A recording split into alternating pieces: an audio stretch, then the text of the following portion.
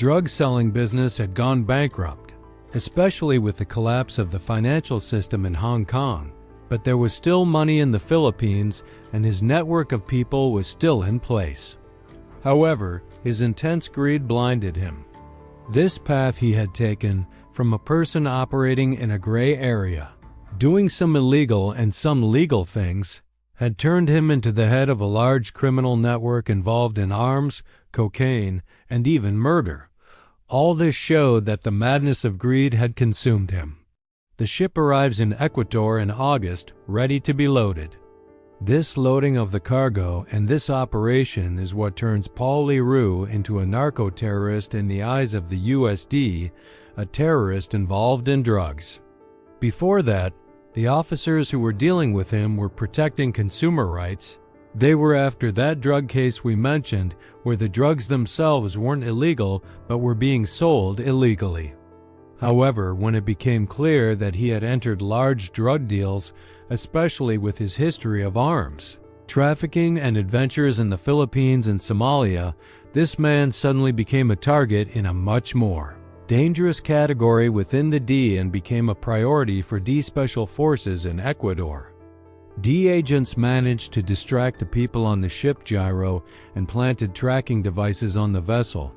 The ship set sail, had a brief stop in Peru, and then headed into the ocean.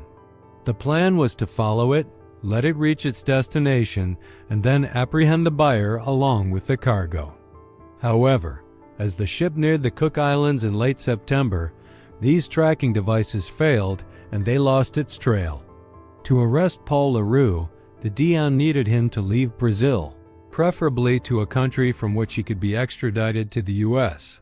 For this, they devised the plan for that attractive methamphetamine for cocaine exchange deal. This supposed order from a Colombian cartel was a fake Colombian cartel, and Paul Roux's associate, who had actually brought him this offer, was cooperating with the D. They had very carefully explained to him what to say and what not to say, and such things. This event absolutely had to happen in Liberia, and they told him that he had to be very transparent and clear about it so that he could be prosecuted in America. Paul Roux, on the other hand, had all the necessary reasons not to accept this offer. Among his employees, there were rumors that he was importing drone parts into the Philippines to set up his own drug delivery system. The first thing he did, they say, was offer a bribe, which the police refused and handed him over to D officers.